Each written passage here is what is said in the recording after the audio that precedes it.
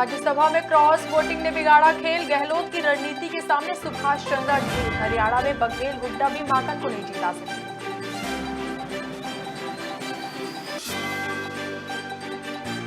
मध्य प्रदेश में होने वाले नगरीय निकाय चुनाव को लेकर राजनीतिक दलों में घमासान। महापौर प्रत्याशी को लेकर बीजेपी में राजो मालवीय के नाम पर अटकलें, संशय बरकरार। राजगढ़ के जिला चिकित्सालय की लापरवाही आई सामने, दर्द से तड़पती प्रसूता की चिकित्सकों ने नहीं किया जांच। परिजनों से कहा जल्दी है तो खुद ही कर लो जांच। उत्तर प्रदेश के युवक का सोशल मीडिया पर आपत्तिजनक पोस्ट, धर्म विशेष के लोगों को लेकर लिखी पोस्ट, गुस्साए मुस्लिम समुदाय के लोगों ने किया प्रदर्शन।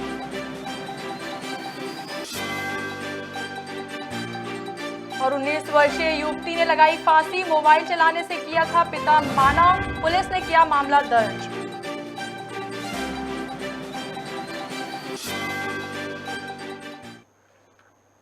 नमस्कार, आप देख रहे हैं खबर भारत और मैं हूं आपके साथ हिमांशी गुप्ता। बढ़ते हैं खबरों की ओर। राजस्थान, हरियाणा, महाराष्ट्र और कर्नाटक की 16 राज्यसभा सीटों के नतीजे आ चुके हैं। इन नतीजों ने कांग्रेस, भाजपा, शिवसेना, एनसीपी सहित तमाम पार्टियों के इलेक्शन मैनेजमेंट की पोल खोल कर रख दी है।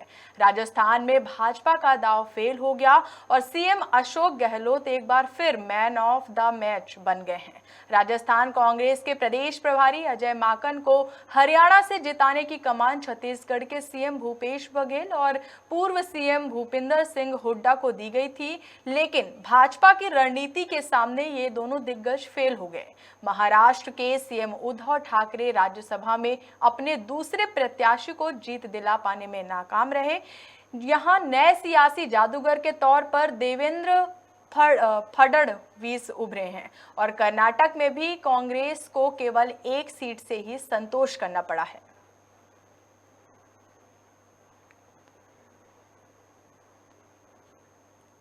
राजगढ़ अव्यवस्थाओं के संक्रमण से ग्रसित जिला चिकित्सालय में एक बार फिर लापरवाही सामने आई, जहां पर्चा बनवा लेने के बाद 2.5 घंटे भी दर्द से तड़पती प्रसूता संगीता चौहान को महिला चिकित्सक ने नहीं देखा। इतना ही नहीं, जब महिला तड़पती हुई बोली कि मैडम बहुत दर्द हो रहा है, तो चिकित्सक ने बोला कि दर्द हो रहा है तो होने दो, डिलीवरी हो गई तो जंगल में नहीं होगी, अस्पताल में ही हो। आखिरकार परेशान परिजनों ने मजबूर होकर ऐसी हालात में महिला को राजस्थान ले जाना ही उचित समझा। पूरा मामला कोलूखेड़ी गांव का है। गौरतलब है कि राजगढ़ में यह कोई पहला मामला नहीं है जब किसी प्रसूता को अपनी पीड़ा दोगुनी कर यहां से मायूस लौटना पड़ा। मौके पर जब मीडिया कर्मी घटना को कैद करने पहुंचे तो चिकित्सक कैमरा बंद कराने दौड़ पड़े। ये जानकारी संज्ञान में लाए हैं, मैं इसका परीक्षण करवा लेता हूँ और जांच करा के जो भी उचित कार्रवाई होगी। सर, उनका पर्चा 12:30 बजे तक बना था और 3 बजे तक उसे एडमिट नहीं करा। ये कहीं ना कहीं स्टाफ की लापरवाही तो। हाँ, मैं दिखवाता हूँ उसका जो भी उचित कार्रवाई होगी जरूर। पेट दर्द हो रहा था, रात से ही को भी चुभ रहा है 12 बजे तब से 2 मिनट बाद अंदर वाले जानवर पर लग गया, पर उन्होंने मतलब देखी था काफ़ी। कितनी देर तक रहे थे आप अंदर? 2 बजे से 3 बजे तक, 12 बजे से 3 बजे तक। 12 बजे से 3 बजे अंदर रहे, कोई ने देखना भी उचित नहीं समझा। 2 मिनट में आ रहे, 5 मिनट में आ रहे, 2 मिनट में आ रहे, देखा ही नहीं किसी ने आपको। अब आपका इलाज यहाँ नहीं हो, आप कहाँ इलाज कराने नहीं जाएंगे? ले जा रहे हैं इलाज कराने। क्लियर इलाज कराने जाएंगे। जांचें भी बता दी, सारी सोनोग्राफी बता दी, फिर भी उन्होंने देखा ही नहीं, कागज में एंट्री नहीं की।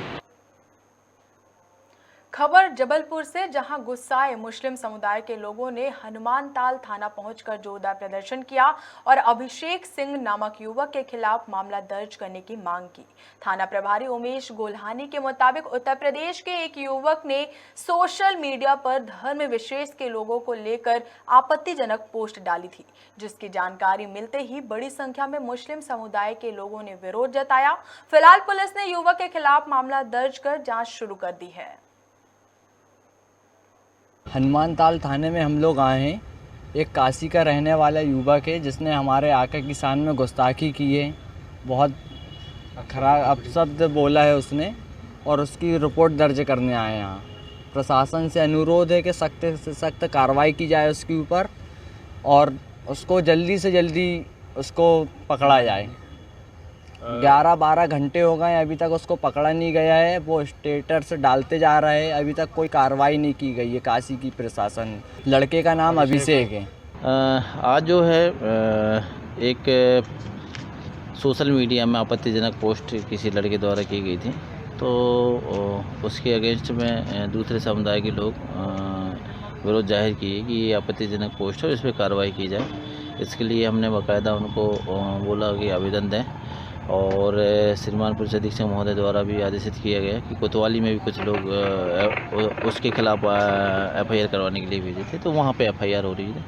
तो यहाँ पे काफ़ी आसपास की चूँकि यह इलाका है, तो काफ़ी लोग जुड़ गए थे कि इसमें कार्रवाई हो, तो उनको हमने समझाइश दी है कि कार्रवाई हो रही है, समझाइश दी है, और फिर उनको जो है यहाँ से जाने के लिए कहा। थोड़ा सख्ती से बोलना पड़ा है क्योंकि लोग समझ नहीं रहे थे, उनको लग रहा था कि FIR हो रही नहीं हो रही, समझाने में काफ़ी टाइम लगा, इस कारण से भीड़ हो गई थी।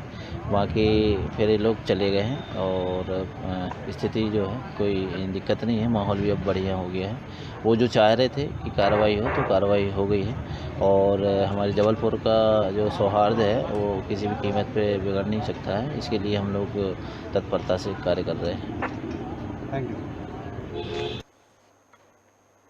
इंदौर में लगातार आत्महत्या के सिलसिले बढ़ते ही जा रहे हैं। ऐसा ही मामला इंदौर के चंदन नगर थाना क्षेत्र से सामने आया है, जहां 19 साल की युवती को मोबाइल चलाने से मना किया तो उसने फांसी लगाकर आत्महत्या कर ली। बता दें कि मृतिका मोबाइल चलाने की आदी थी। इसी दौरान उसके पिता ने मोबाइल चलाने के लिए मना किया था, जिससे खफा होकर युवती ने फांसी लगा ली।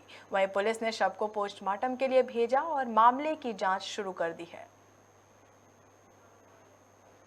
ये डी सेक्टर की है, जिसमें एक बालिका है 19 साल की, सारा परवीन उर्फ नवीला, पिता मोहम्मद रिजवान खोकर ये हैं, और ये अपने घर पर थी। इसने अपने घर पर दुपट्टे से फांसी लगना अभी जानकारी में आया है, और अभी परिजनों से पूछा या उन्होंने जानकारी दी है कि वो मोबाइल बार बार देखा करती थी, तो इसी बात पे से नाराज होकर उसको समझाया कि मोबाइल मत देखा कर। इसी बात पे से संभवतः वो नाराज होकर फांसी लगाई है उसने, और फांसी लगाने के बाद घर वालों ने देख लिया था कि दरवाज़ा बंद है अंदर से, तो दरवाज़ा तोड़ के जब अंदर घुसे तो उसके पैर हिल रहे थे, तो उसको उठा के हॉस्पिटल ले गए, तो जहां डॉक्टरों ने उसको मृत घोषित कर दिया। मृत घोषित होने के बाद उन्होंने थाने पर सूचना दी, मर्ग कायम हुआ है, अभी जांच में है, और PM बाकी है, और PM और कथन परिजन के लेना बाकी है। उसके बाद ही कोई मृत्यु को स्पष्ट जानकारी हम दे पाएंगे कि मामला आत्महत्या का या अन्य कोई कारण है। सुसाइड नोट उसका अभी हमने चेक किया घर पर भी, तो ऐसा कोई सुसाइड नोट उसके पास अभी नहीं मिला है। हाँ, गेम उसके पिता के अनुसार वो बार बार उसको हर रोज कहते थे कि 19 साल की उम्र हो गई, शादी होना है, ऐसा परिजनों ने अभी बताया। अभी उनके कथन लेना बाकी है, पर उनका ऐसा प्रारंभिक रूप से उन्होंने बताया कि गेम के बारे में उसको मना करते थे कि मोबाइल ज़्यादा मत देखा कर, पढ़ाई लिखाई कर, शादी करना है, घर के काम कर, परंतु वो नहीं करती थी, गेम ज़्यादा खेलती थी, इस कारण से गुस्सा आना की जानकारी मिली है। अभी पूरा कारण स्पष्ट नहीं हो पाया है। नहीं, अभी ऐसी जानकारी नहीं आई। मैंने अभी क्या है कि परिजन शोकाकुल है, इसलिए उनके बयान नहीं ले पाए हैं। बयान लेने के बाद आपको जानकारी दे दी जाएगी। मैं थाना चंदन नगर थाने से ASI गोपाल सिंह मेरा नाम है। बालाघाट रेलवे प्लेटफॉर्म पर सामाजिक दानदाताओं ने वाटर कूलर दान किया। बता दें कि रेलवे प्रशासन वाटर कूलर का पानी पहुंचाने में विफल दिखाई दे रहा है, जिससे इंतजार कर रहे यात्रियों को पीने का पानी नहीं मिल पा रहा है। इसी दौरान सामाजिक संगठन के द्वारा पानी पिलाया जा रहा है, जिसकी संपूर्ण जिम्मेदारी सामाजिक सेवा संगठनों की है। वहीं तमाम अव्यवस्थाओं को ध्यान में रखकर ब्रॉडगेज संघर्ष समिति के द्वारा रेल महाप्रबंधक स्टेशन मास्टर को ज्ञापन भी सौंपा गया।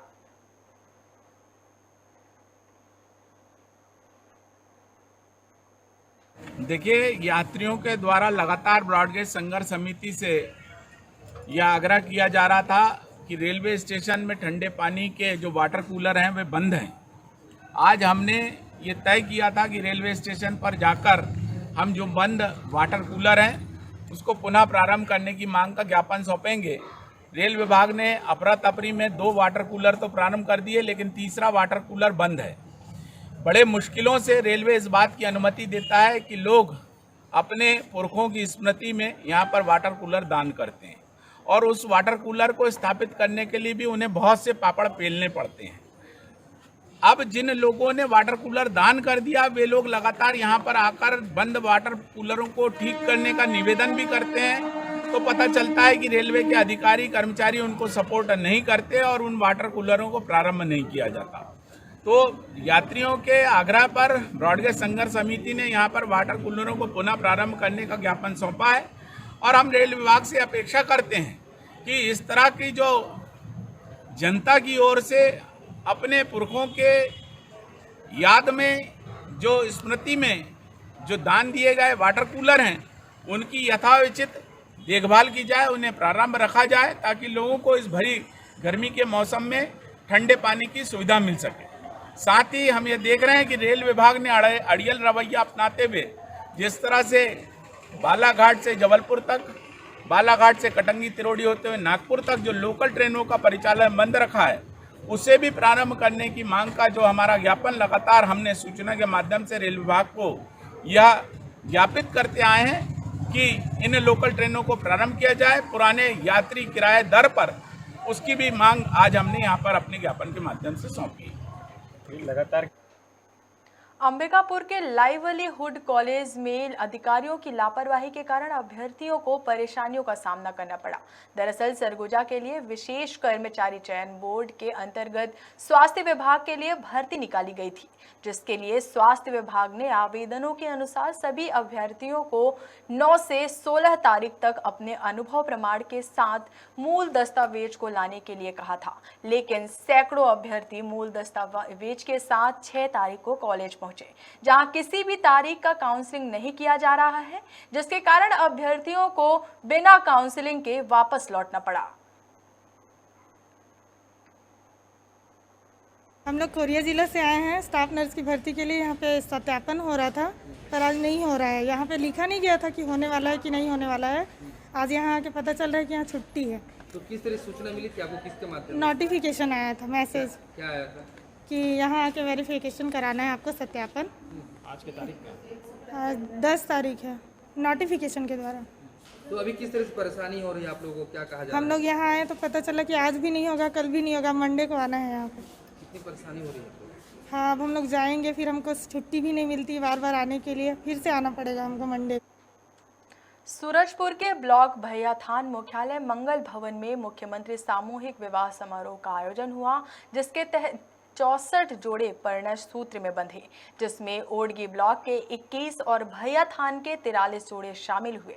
इस कार्यक्रम के मुख्य अतिथि भटगांव विधायक पारसनाथ राजवाड़े विशिष्ट अतिथि जिला कांग्रेस अध्यक्ष रहे। कार्यक्रम में महिला बाल विकास ने नए जोड़ों को आशीर्वाद दिया। वहीं कार्यक्रम को संबोधित करते हुए स्थानीय विधायक पारसनाथ राजवाड़े ने कहा कि गरीब से गरीब लोगों का विवाह होना अत्यंत आवश्यक है। और क्या कुछ कहा विधायक ने, आइए आपको सुनवाते हैं।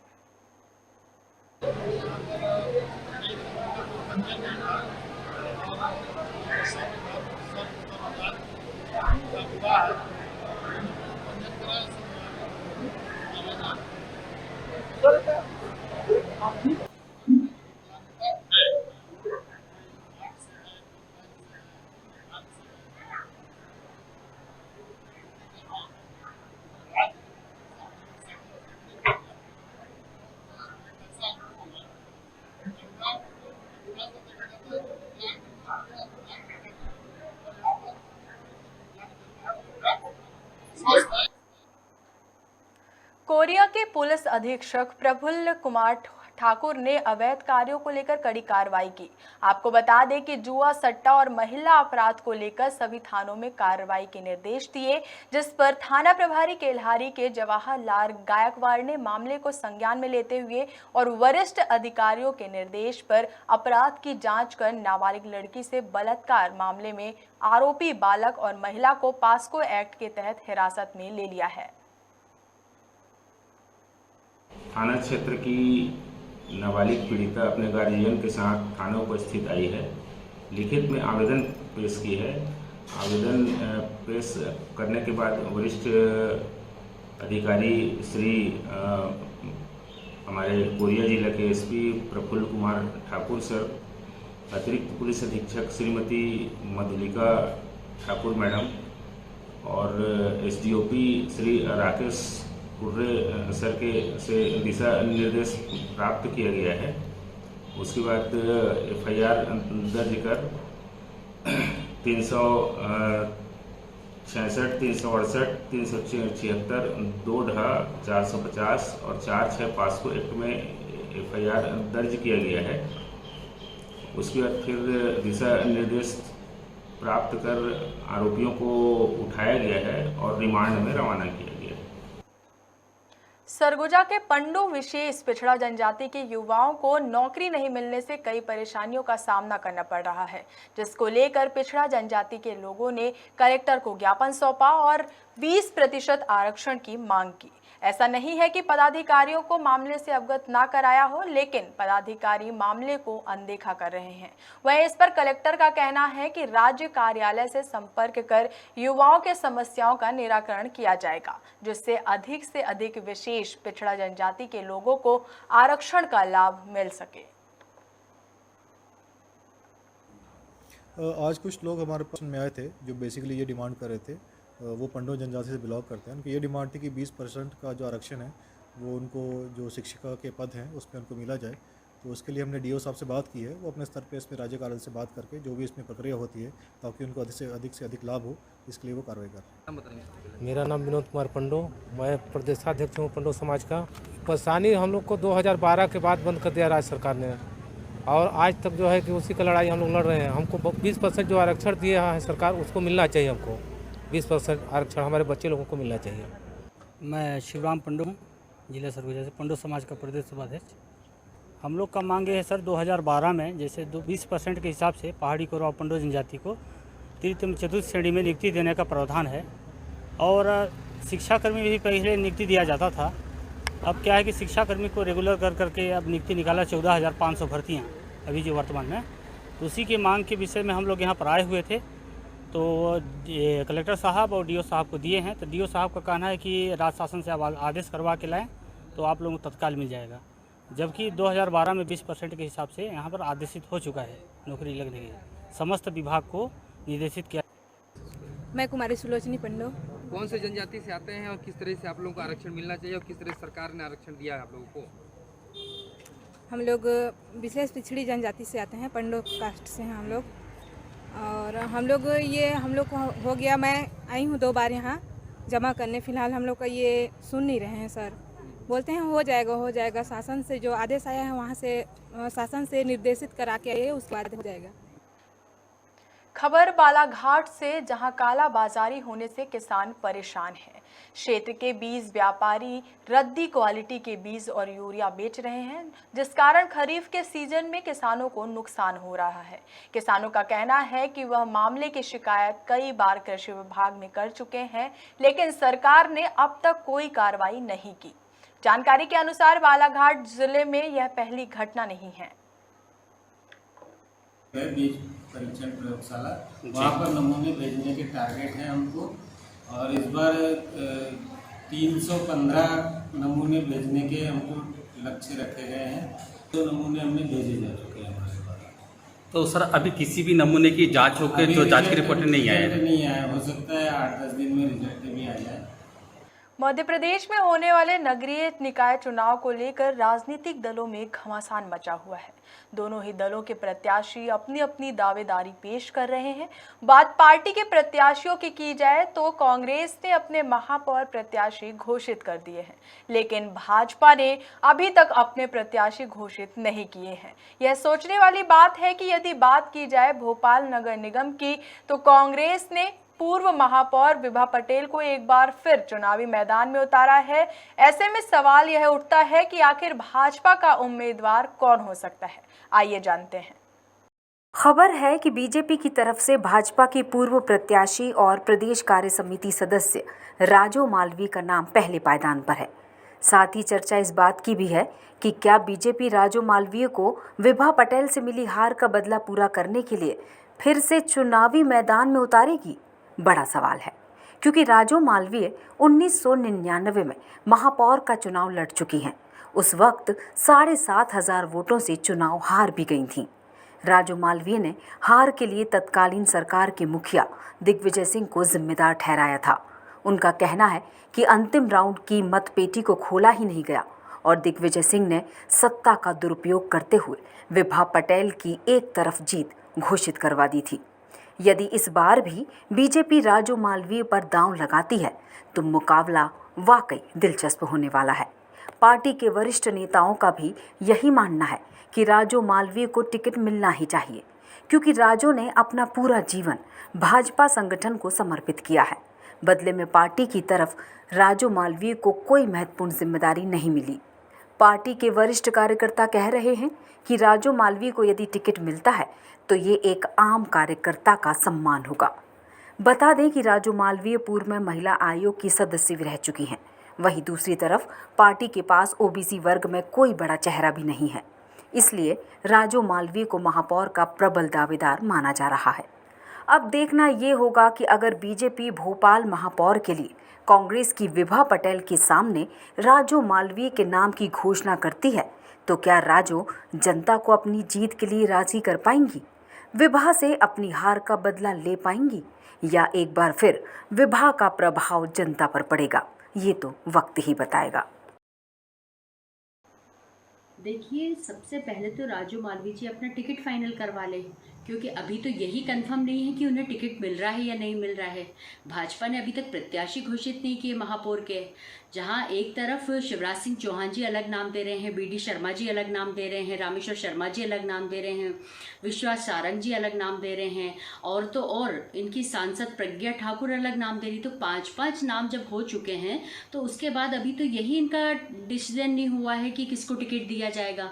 तो राजू मालवीय जी पहले तो अपना टिकट फाइनल करवा लें, उसके बाद हार और जीत का बदला लें।